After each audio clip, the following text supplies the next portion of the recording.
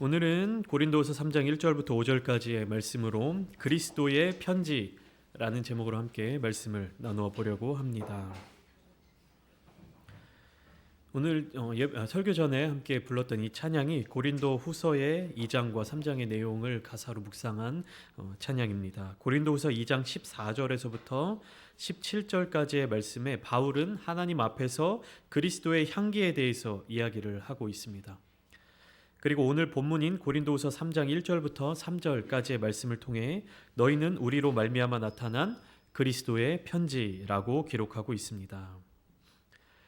그리스도의 편지가 무엇일까요? 너희는 그리스도의 편지다라는 이야기가 마치 고린도 교회의 교인들이 예수 그리스도께서 작성하여서 보내신 메시지라고 이해하기 쉬운데 실제로 성경을 묵상해 보면 그런 내용과는 조금 다르다는 사실을 알 수가 있습니다. 물론 예수님을 따르는 그리스도인들이 예수께서 세상에 보내시는 어떤 편지, 어떤 마음, 그리고 메시지와 같은 그런 역할을 하고 있긴 하지만 오늘 본문에서 바울이 인용하고 있는 그리스도의 편지라고 하는 내용은 그런 의미와는 조금 다릅니다. 그리스도께서 보내신 것, 그리스도께서 주신 것, 그런 존재다라는 의미와는 조금 다릅니다. 그렇다면 바울이 생각하는 그리스도의 편지는 과연 어떤 내용을 담고 있는지 오늘 본문을 함께 나누어 보면서 알아보려고 합니다. 사실 오늘 말씀을 준비하면서 고린도후서 3장 전체 내용을 좀 묵상하면서 설교를 준비했어요. 근데 계속 준비를 하다 보니까 이 1절부터 5절까지의 말씀이 워낙 그 품고 있는 내용이라든지 거기서 느껴지는 어떤 은혜가 컸기에 5절까지의 묵상을 정리하는 것만으로도 한편에 좀 설교 시간이 더 부족하겠구나라는 생각이 들어서 오늘은 3장 1절부터 5절까지의 말씀으로 같이 나누려고 합니다.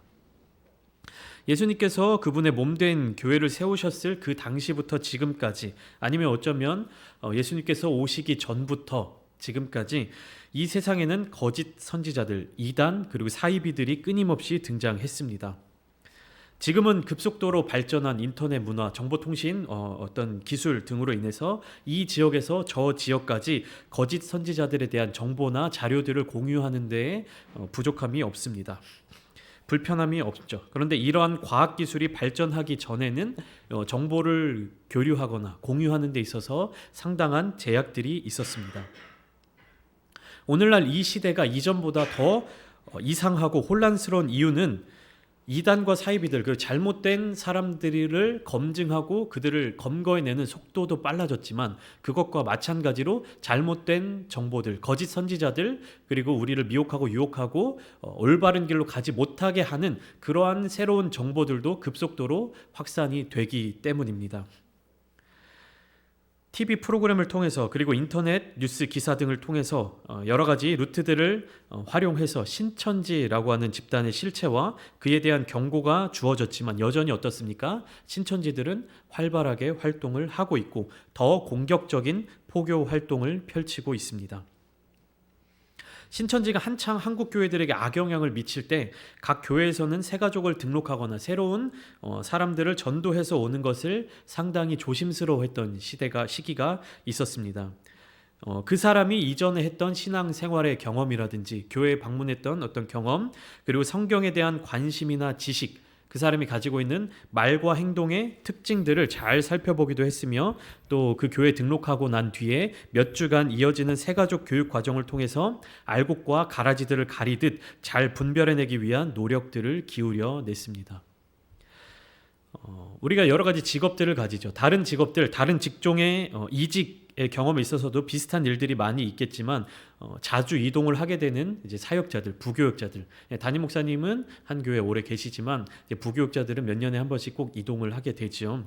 이 부교역자들의 이동하는 경우를 보면 꼭 담임 목사님들이 전 교회의 사역지의 담임 목사님들과 전화 통화를 하고 연락을 주고받고, 혹은 그렇게 직접적으로 연락이 안 되는 교회다라고 하면 자기 밑에 다른 부교역자들, 부목사님들을 시켜서 이 사람이 우리 교회에 이력서를 냈는데, 이 사람이 우리 교회 사역자로 지원을 했는데 어떤 사람이냐, 이 사람에 대한 평가가 어떠냐 라는 것을 꼭 파악을 하고 물어보고는 합니다. 왜냐하면 성도들의 영혼을 돌보는 사역에 있어서 염소나 가라지 같은 목회자가 들어오게 된다면 교회 전체적으로 큰 어려움에 빠질 수 있기 때문에 부교육자들, 이제 사역자를 추가적으로 새롭게 뽑게 될 때에 이 사람이 어떤 사람인지에 대해서 가능한 한 다양한 루트들을 통해서 정보를 얻으려고 노력을 합니다.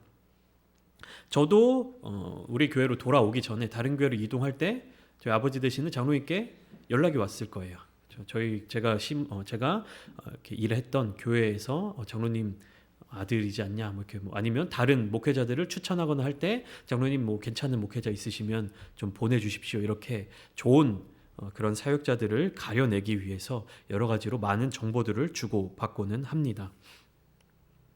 오늘날 이와 같은 개념으로 이제 초대교회에서 추천서를 쓰는 관행은 어떤 역할을 하냐면 느닷없이 등장해서 내가 메시아다, 내가 메시아의 일꾼이다, 내가 그리스도의 후계자다, 혹은 내가 예수님께 이러한 가르침을 받았고 너희에게 이런 가르침을 전달하라는 사명을 받은 사람이다 라는 이 사람들의 정확한 신원을 파악하고 확인할 수 있는 방법 중에 하나였습니다. 예수님이 부활 승천하신 후에 이 땅에서는 함께 모여서 기도하면서 주님께서 약속하신 성령을 기다리고 그 성령을 받은 사람들도 있었지만 내가 그리스도다, 혹은 내가 그리스도의 일꾼이다, 내가 계시를 받은 계시자이다 라는 주장을 하는 사람들도 많이 생겨났습니다. 정말로 예수님을 만나고 정말로 예수님으로 인해서 삶이 변화되고 그 말씀을 따라 살아가려는 예수님의 진정한 일꾼들도 많이 일어났지만 그와 마찬가지로 예수님의 이름을 이제 팔아 넘기면서 그 이름을 이용해서 내가 그리스도다, 내가 메시아다, 내가 새로운 계시의 사람이다 라는 주장을 펼치는 사람들도 많이 일어나게 되었습니다. 그렇기 때문에 초대교회의 지도자들은 잘못된 기독교가 전파되는 것을 막고 적 그리스도와 은사 및 신비주의, 영지주의자들을 가려내기 위한 최소한의 어떤 수단으로 이와 같은 것들을 활용을 했습니다. 절대적인 효과가 있거나 절대적인 권위가 있는 것은 아니었지만 이 추천서, 성도들에게 자신의 권위나 정당성을 설득할 수 있는 수단 중에 하나였던 것만은 분명합니다. 오늘 본문 1절에 나오는 우리가 다시 자천하기를 시작하겠느냐, 우리가 어찌 어떤 사람처럼 추천서를 너희에게 붙이거나 혹은 너희에게 받거나 할 필요가 있느냐. 바울이 이야기하는 추천서가 이와 같은 것입니다. 그러니까 그리스도의 이름, 그리스도의 어떤 능력에 힘입어서 그것을 위해 사역하는 사람들도 있지만 그것을 이용하는 사람도 있었기 때문에 권위 있는 자들이 이 사람은 검증된 사람입니다 라고 하는 추천서를 써주는 그런 문화가 당시에 있었다라는 것이죠. 바울은 인간적인 의미에서는 아무런 자격이 없다라고 고백을 하고 있습니다. 왜냐하면 누구도 그 자격을 내세울 수가 없기 때문이죠. 바울의 자격은 어디에서만 나옵니까? 오직 하나님께로부터만 나옵니다. 또 바울에게 필요한 유일한 추천서, 그가 지닐 수 있는 유일한 추천서는 사람들이 종이와 먹으로 쓴 그런 글로 쓴 것도 아니고 뒤에 말씀에 나와 있지만 모세 율법처럼 돌판에 정으로 새겨 넣은 것도 아니었습니다. 이따가 또 더 자세하게 나누겠지만 바울은 자신의 추천서를 누구라고 고백하고 있냐면 2절에 너희는 우리의 편지다라고 고백을 하고 있는 것입니다. 바울이 왜 자신을 위해서 추천서를 쓰지 않았냐, 왜 자신을 위해서 추천서를 가지고 다니지 않았느냐라는 것은요, 바울이 그 추천서를 받기 위해서 예루살렘으로 갔다가 다시 돌아오고 사역지를 옮겨가는 데 있어서 그런 시간을 낭비하거나 허비하지 않기 위함도 있었지만 바울은 그 마음 가운데 확실한 추천서를 자기가 가지고 있다라는 믿음을 갖고 사역을 했던 사람이었기 때문입니다. 왜냐하면 바울은 철저하게 종의 신분, 신하, 하인의 신분처럼 사역을 했기 때문입니다. 하나님께서 이곳에 나 자신을 통해서, 바울을 통해서 새로운 생명을 불어넣어 주시고 영적인 회복을 불어넣어 주셨다면 나는 그곳에서 리더의 역할, 주인의 역할을 하는 것이 아니라 청지기적인 역할을 한다라고 늘 고백했기 때문입니다. 청지기는 무엇입니까? 주인의 삶을 도맡아 처리하는 살림집 하인인 것이죠. 이것이 바울이 주장하는 자신의 자격이라는 거예요. 근데 지난주에 바울을 공격했던 고린도 교회에 들어온 바울의 적대자들은 어떤 마음과 어떤 자격을 스스로 가지고 들어왔습니까? 내가 이 교회의 리더로서 설 만한 자격이 있다. 그들이 가지고 온 추천서에는 이러한 내용들이 있었을 것입니다. 이 사람은 이런 가르치는 위치, 리더의 위치, 사도의 위치에 설 수 있는 사람이다. 이런 내용들이 있었겠죠. 그러면 이 추천서는 과연 누가 써줬을까요? 추천서라고 하는 것 자체도 중요하지만 이것이 이 권위가 어디에서부터 나왔느냐 하는 것이 더 중요하지 않겠습니까? 누군가가 추천서를 써줬는데 아무런 능력도 없고 아무런 권위도 없고 아무런 영향력도 없는 사람의 추천서를 받는 것보다는 정말로 이름 있는 사람, 권위 있는 사람의 추천서를 받는 것이 더 확실했겠죠. 그런데 다양한 성경학자들이 보면요, 바울을 적대시하는 사람들이 고린도 교회에 가지고 온 이 추천서는 예루살렘 교회의 사도들, 예루살렘 교회의 그러니까 초대교회의 지도자들은 아니었을 것이다라고 주장을 하고 있습니다. 왜냐하면 예루살렘 교회의 초대교회 지도자들에게 받은 추천서라면 분명히 그들의 이름이 들어가 있어야 된다는 거죠. 예수님의 형제, 그리스도의 형제 야고보 혹은 베드로 이런 식으로 그 검증된 이름이 들어가 있었어야 되는데 그렇지 않았다. 주석가들이 추측하는 바로는 예루살렘에 있는 극단적인 유대주의자 그리스도인들이 이 추천서를 써서 보내주었을 것이다. 바울은 이방인의 사도잖아요. 이방인들을 위해 보낸 사도. 그런데 이 추천서를 가지고 고린도 교회에 온 사람들은 어떤 사람이냐면 극단적 유대주의자 그리스도인들이었다라고 추측을 하고 있습니다. 그러니까 이방 지역에 이방인들을 위한 그 교회 안에 누가 들어온 겁니까? 유대인들의 어떤 그 주장을 하는 사람들이 들어왔을 것이다. 그렇기 때문에 고린도 교회에 필요한 복음, 고린도 교회에 필요한 사랑을 주는 게 아니라 내가 생각하는, 내가 중요하다라고 느껴지는, 내가 중요하다라고 여기는 그 가르침들을 베풀었을 것이다 라는 거예요. 그러니까 이게 바울이 가르쳤던 것과 서로 부딪히게 되는 거죠. 그렇다면 이 사람들은 왜 그런 추천서를 가지고 고린도 교회로 들어왔는가? 이 사람들은 그 추천서를 활용해서 자신들이 고린도 교회의 어떤 지배력을 확장하고 그것을 가지고 또 다른 교회로 가려고 했던 거예요. 그러니까 어디선가 예루살렘이나 어디선가 받아온 추천장을 가지고 고린도 교회로 왔습니다. 그래서 나 이런 사람입니다. 나 이런 역할을 할 수 있습니다. 나 이런 자격이 있습니다. 라는 것을 가지고 고린도 교회로 들어왔어요. 그리고 이 사람들이 무엇을 계획했냐면 그 고린도 교회 안에서 또 추천장을 받으려고 하는 거예요.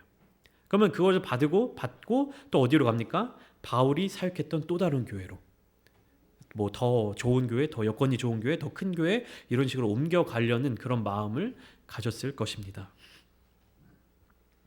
그러니까 무엇입니까? 추천장을 받고 고린도 교회로 온 이유가 뭡니까? 자신의 유익을 위해, 자신의 이익을 위해, 내가 성취하고자 하는 것을 이루기 위해서.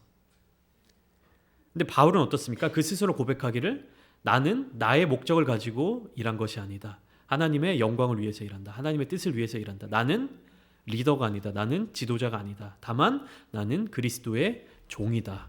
하나님의 청직이다. 라는 고백을 계속해서 알려주고 있는 것입니다. 1절을 한번 다시 보면 바울이 두 가지를 묻고 있어요. 두 가지의 질문을 하고 있습니다. 첫 번째 질문은 뭡니까? 우리가 다시 자천하기를 시작하겠느냐? 자천한다라는 것은요, 자기 자신에 대한 변호, 자기 자신에 대한 자랑, 그리고 자기 자신을 추천하는 거예요. 스스로 추천하는 것, 자천입니다. 근데 이렇게 우리가 다시 자천하기를 시작하겠느냐라는 질문에 담겨져 있는 뜻은 무엇입니까? 나는 그렇게 하고 싶지 않다. 나는 나 스스로를 내세우고 싶지 않다라는 의미입니다. 두 번째 질문은 무엇이죠? 추천서를 너희에게 붙이거나 받거나 할 필요가 있느냐? 그러니까 바울의 입장에서 고린도 교회에 이런 추천장을 보내거나 혹은 고린도 교인들로부터 추천장을 받을 필요가 없다는 거죠. 좀 전에 설명드렸듯이 당시 교회에서는 선교 여행을 다니는 사람들, 이땐 관광 삼아 여행을 다니는 사람들이 많지 않았던 시기입니다. 그러니까 어떤 여행, 어디 먼 거리를 이동하는 것에서는 반드시 그 목적을 가지고 있었어요. 그래서 선교 여행을 다니는 사람들에게 추천서를 써주었습니다. 그래서 그 추천서는 다른 지역에서 활동할 때에 이 사람에 대해서 검증하고 이 사람이 활동할 수 있도록 효력을 다해주는 그런 역할을 할 수 있었습니다. 그러니까 고린도 교회 상황이 지금 어떻죠? 바울이 교회를 비워놓은 상황 속에서 그 바울이 없는 교회에 추천장을 가지고 들어온 사람들이 교회를 장악해 나가고 있었어요. 그리고 그곳에서 다시 사람들의 신뢰를 받으면서 바울을 공격한 거죠. 바울은 사도의 권위가 없다, 자격이 없다. 그리고 나서는 고린도 교회에 어떤 그런 신뢰를 계속 주면서 그 고린도 교회로부터 또 추천장을 받으려고 계획을 하고 있었던 것이죠. 그러니까 이 사람들이 주장한 건 뭐예요? 고린도 교회 성도들이 바울로 하여금 우리 교회에서 사역을 하려면 공신력이 있는 추천서를 가지고 스스로 증명하도록 해라, 이렇게 부추긴 거예요. 그러니까 고린도 교회에 성도들이 있어요. 이 고린도 교회에 새로 들어온 사람들이 자신들은 추천장을 가지고 들어와 놓고 바울이 이제 뭐 편지로 주고받고 이렇게 가르치니까 뭐라고 이 교인들을 이렇게 뭐 꼬드기는 겁니까? 바울이 뭐 그가 가지고 있는 추천장이 있느냐? 그가 정말로 사도로서의 자격이 있느냐? 너네 그런 거 못 보지 않느냐? 우리는 이렇게 추천장을 가지고 오고 우리는 예루살렘에서 이런 사역을 했던 사람들인데 바울은 어떤 사역을 했던 사람이냐? 너네 모르지 않냐? 바울로 하여금 그런 추천서를 받아 가지고 오도록 해라. 이 사람은 추천서도 없으면 사도 아니다. 이런 식으로 꼬드기고 있었던 거예요. 불신을 주고 있었던 거예요. 그러면서 더 나아가 어떻게 했냐면 이 사람은 인격조차 믿을 수가 없어. 그냥 말도 왔다 갔다 하는 사람이고 이랬다 저랬다 하는 사람이고 이 사람은 믿을 만한 사람이 아니야 라는 공격을 하고 있는 거예요. 왜 공격을 하는 걸까요? 아주 비열한 방법인데 나의 어떤 권위와 나의 인기를 높이려고 공공의 목표를 만든 거예요. 적을 만든 거예요. 그러니까 내가 정말로 뛰어난 사람이고 내가 정말로 인정받을 만한 사람이면 그냥 그 존재 자체로 그 사역 자체로 올라갈 수밖에 없어요. 근데 내가 올라갈 수 없으니까 스스로의 능력으로 자격이 없으니까 무엇을 하는 겁니까?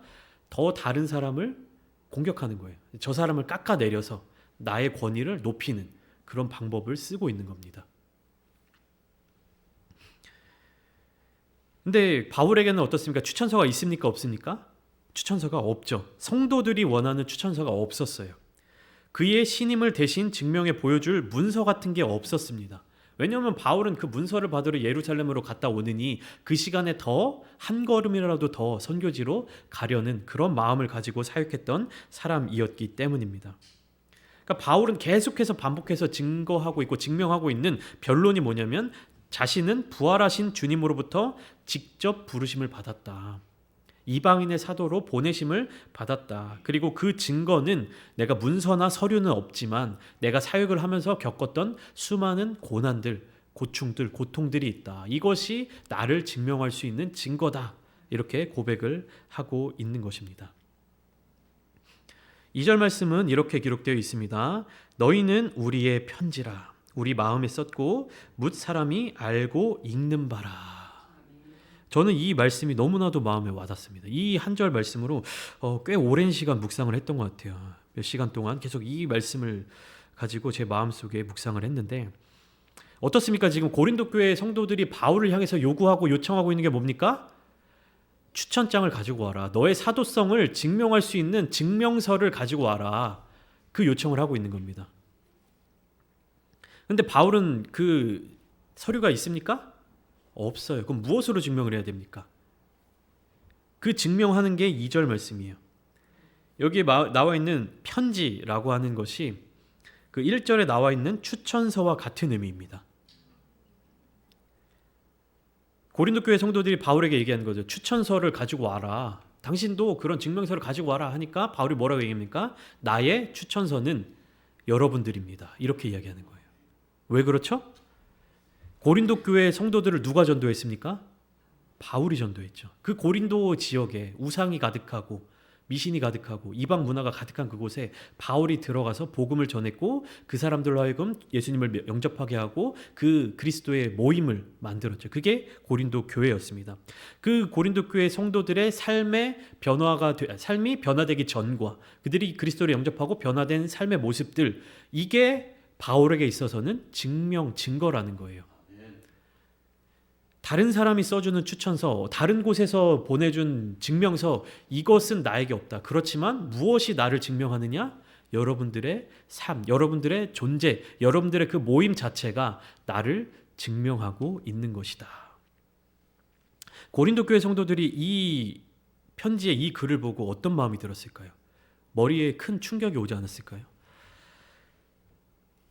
그 종이에 쓰여진 어떤 추천서를 요구하고 너 이런 자격 있냐, 이런 자격 없냐, 막 이렇게 따져 묻듯이 바울에 대한 인격적인 부분까지 공격했던 고린도 교회 성도들인데, 바울의 이 편지를 누군가가 대표로 읽어줬겠죠. 딱 읽어주는데 너희는 우리의 편지다, 이 말을 딱 듣는 순간 고린도 교회 성도들의 마음이 어땠을까요? 오늘날 한국 교회에서 담임 목사를 청빙하거나 이제 다양한 교회에서 이제 교육자를 모집하고 세울 때 뭐 다 그런 것은 아니지만 어떤 조건들을 보는 교회들이 있어요. 이렇게 좀 대형 교회일수록 그런 게 있는데, 정말로 이 사람이 학위는 어디까지 땄는지, 유학의 경험은 있는지, 사역의 경력은 어떠한지, 이런 것들을 이제 이력서에 쭉 내고 하는 경우가 있는데, 좀 중대형 교회에서 그런 조건들을 다는 교회들이 있었습니다.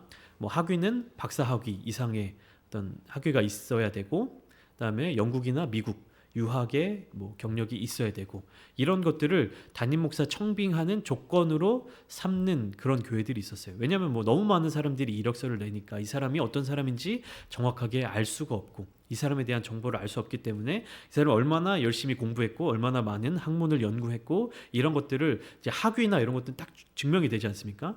이 사람에 대해서 내가 알지는 못하지만 가지고 있는 자격증, 뭐 가지고 있는 학위, 이런 것들로 대략적으로 판단을 할 수 있다라는 그런 생각이 있겠죠. 뭐 저도 그렇지만 우리 담임 목사님 학위가 어디까지 있으실까요? 뭐 유학 경험이 있으실까요? 저도 없어요. 저도 유학 경험이 없고, 저도 박사 학위 이런 거 없습니다. 뭐 석사 학위도 없고요. 그냥 뭐 기존의 목회자로서의 걸어야 할 딱 그 기본 코스만 걷고 이 자리에 서 있습니다. 여러분들이 우리 교회 이제 성도님들이고 우리 담임 목사님 계신데, 뭐 증명서가 있느냐, 뭐 학위가 있느냐 이렇게 물어보면 저희는 대답할 수 있을까요? 저는 대답 못하죠. 그럼 우리 담임 목사님 여러분들에게 뭐라고 대답할까요? 추천서가 있느냐, 증명서가 있느냐, 부천창대교회에서 담임 목회를 할 수 있는 어떤 그런 자격이 있냐라고 만약에 여러분들이 묻는다고 하면 목사님 뭐라고 대답하실까요? 여러분들이 목사님의 사역의 증거 아닙니까? 제가 보고 있는 여러분들이 전부 다 목사님의 사역의 증거인 것 같아요. 저는 그렇지 않습니까? 예, 여러분들이 이곳에 모인 이유, 이곳에서 말씀을 듣는 이유, 기도하는 이유가 그게 증명이잖아요.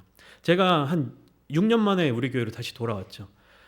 지금 이제 청년이 된 이제 자매들이 있는데, 저 친구들을 보는 순간 제가 느꼈어요. 이 바울의 이 마음. 너희가 나의 증명서다. 너희는 그렇게 생각할지 모르겠지만, 너희는 어떻게 생각할지 모르겠지만, 너희가 이렇게 잘하고 이렇게 신앙생활을 하고 있는 모습, 또 교사까지 하고 있는 모습, 섬기는 이런 모습을 볼 때 저는 그런 마음을 느낍니다. 그래서 3절에서 쭉 이어서 보면 너희는 우리로 말미암아 나타난 그리스도의 편지니, 그러니까 이 그리스도의 편지가 아까 제가 말씀드렸듯이 주님께서 보낸 어떤 메시지, 거기 마음이 담겨 있는 어떤 이런 게 아니라 뭐라고요? 당신들이 주님께서 검증하신 나의 추천서입니다. 이 내용이에요. 너는 그리스도의 편지라.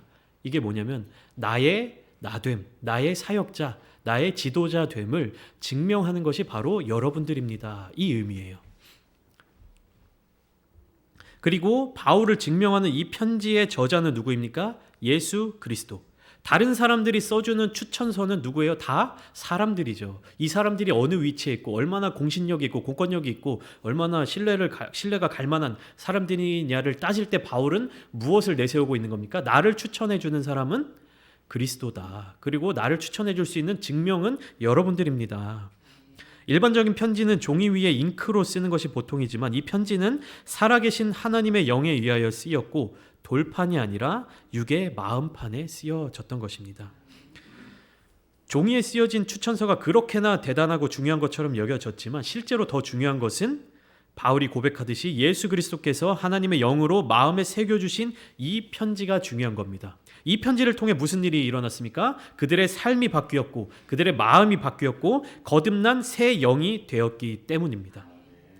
눈에서 멀어지면 마음에서도 멀어진다라고 하지만 누가 써준 것인지 확실하지도 않은 추천서를 보고 복음이 전혀 없던 고린도 지역에 복음의 뿌리를 내리고 그들의 영적인 성장을 담당해주고 책임을 져주었던 바울을 공격하고 새로운 사람들을 교회 내 지도자로 세우려고 했었던 고린도 교회의 성도들의 마음에 큰 울림이 일어났을 것입니다.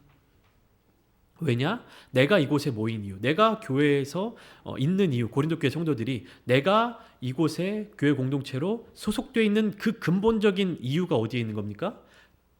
바울로부터 시작된 거니까.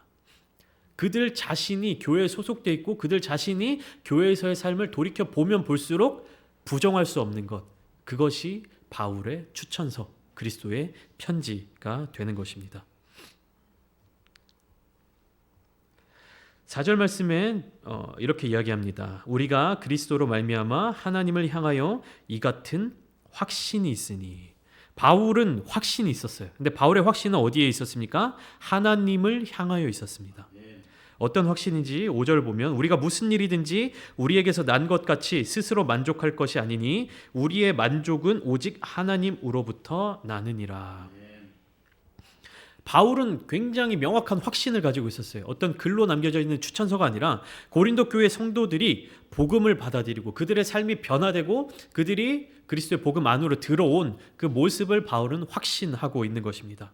그리고 이것은 바울 자신이 이루고 행한 것이 아니라 하나님께서 이루시고 하나님께서 계획하시고 이루시고 하나님께서 행하셨던 것을 고백하고 있는 것입니다.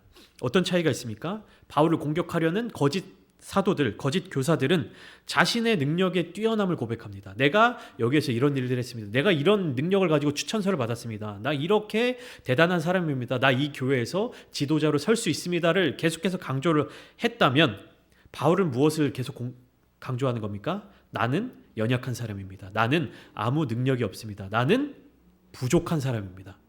그렇기 때문에 누가 역사하십니까? 주님께서, 하나님께서 역사하십니다. 바울이 계속해서 이것을 고백하고 있는 거예요. 그러니까 인간적으로 보면 어떻습니까? 인간적인 눈으로 보면 어떻습니까? 연약해 보이고 부족해 보이고 그리고 뭐 이랬다 저랬다 말도 제대로 못하는 것 같고. 근데 실제적으로는 어떤 거예요? 내가 못합니다. 내가 연약합니다. 라고 고백하는 바울에게 가장 큰 능력이 임하고 있는 것입니다. 사람이 아무리 뛰어난 사람이라 할지라도 사람이 아무리 똑똑한 존재라고 할지라도 그래봐야 사람의 능력이에요. 근데 내가 나를 비우고 내가 나의 연약함을 인정하고 고백하고 주님을 모셔드리면 누가 일하십니까? 주님께서 일하십니다. 하나님께서 일하십니다. 바울은 이 사실을 알고 있었기 때문에 고린도 교회를 향한 그 사랑의 마음을 내려놓을 수가 없었던 것입니다. 나를 공격하고 나를 모함하고 나를 오해하고 나를 비참하게 만들고 내 마음을 무너지게 만들더라도 바울은 거기에서 고린도 교인들을 버리고 나오는 것이 아니라 예수 그리스도의 심장으로 예수 그리스도의 마음으로 고린도 교인들이 깨닫고 돌이키고 회복할 수 있게끔 그렇게 이 편지를 눈물로 꾹꾹 눌러 담아서 썼던 것입니다. 우리가 때로는 말로 하는 것이 더 편하고 말로 하는 것이 더 쉽고 어떨 때는 말로 전하는 것이 더 강렬할 때가 있습니다. 그런데 이 고린도후서를 보면 볼수록 정말 바울이 이 편지 한자 한자를 쓰기 위해서 얼마나 마음에 깊은 고민을 했을까, 얼마나 그 심정에 담겨져 있던 많은 것들을 꾹꾹 눌러가면서 그렇게 편지를 썼을까 하는 것이 저에게도 감동으로 이렇게 다가오는 것을 느낍니다. 우리가 성경을 보면서 이런 것들을 깨달아 나아가면서 예수님께서 우리에게 주시는 그 말씀들, 주님께서 우리에게 주시는 그 마음들, 그리고 주님께서 교회 공동체 안에 세워주신 다양한 관계들 가운데에서 우리가 더욱더 주님께로 나아갈 수 있는 성도들이 되었으면 좋겠습니다. 그래서 우리가 또한 주님께서 보내신 추천서이고 주님께서 또한 세상 가운데 보내신 증명서이고 예수 그리스도의 편지가 되어야 할 것입니다. 오늘 이 말씀을 통하여서 예수 그리스도의 귀한 사랑을 더 깊이 누리시고 또 그 사랑을 전달하시고 주님 따라서 주님의 마음을 이 세상 가운데 또 이 교회 가운데 전하는 저와 여러분들이 다 되시기를 주님의 이름으로 축원합니다.